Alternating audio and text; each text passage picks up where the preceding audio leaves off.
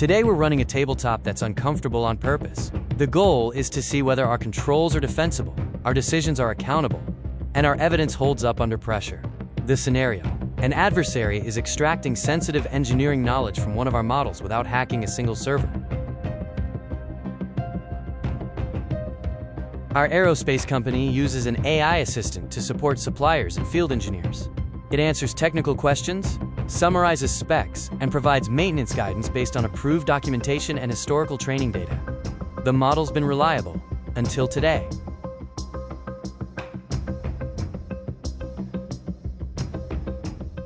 At 9:17 a.m., an external actor initiates a statistical extraction attack. This involves high-volume, low-noise queries to pull training signals from the model. The adversary uses repeated, perturbed queries to measure output variance and gradually reconstruct sensitive features. This sophisticated method exploits the model's structure rather than a traditional jailbreak. A supplier opens a support ticket. Why did the assistant reference a tolerance range we've never been given? A second ticket follows. Same pattern. The answers feel too precise, like they came from internal engineering memory.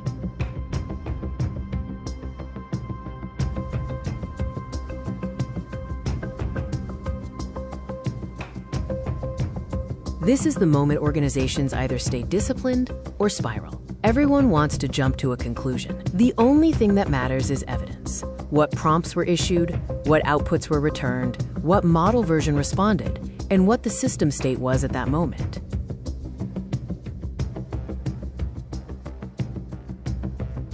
The attack is ongoing. The portal is live. Customers are active. Containment is now a business decision, as much as a technical one.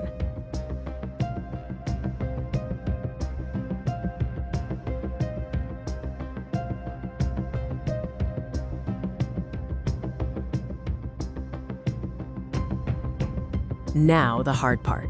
The model may not be connected to internal systems directly, but it still sits inside an ecosystem of identities, permissions, and data pathways. If we can't explain its access boundaries, we can't explain our exposure.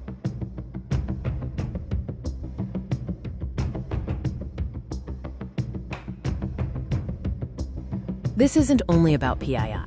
In aerospace, sensitive data includes export-controlled specs, proprietary tolerances, and internal naming conventions. Even fragments can be enough.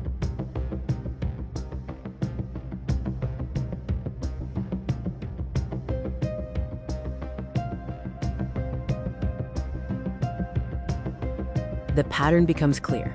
Repeated probing makes the model increasingly revealing. This isn't a one-off. It's consistent with model inversion, where outputs leak training signals under sustained querying.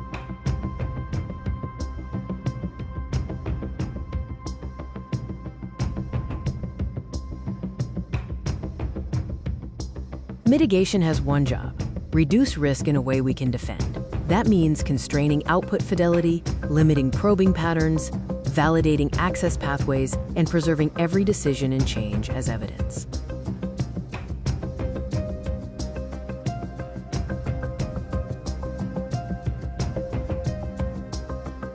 Now the question shifts from "did we stop it?" to "can we keep it stopped?" Continuous assurance isn't a report. It's the ability to prove, next week, next month, 6 months from now, that our controls didn't drift and our model didn't regress.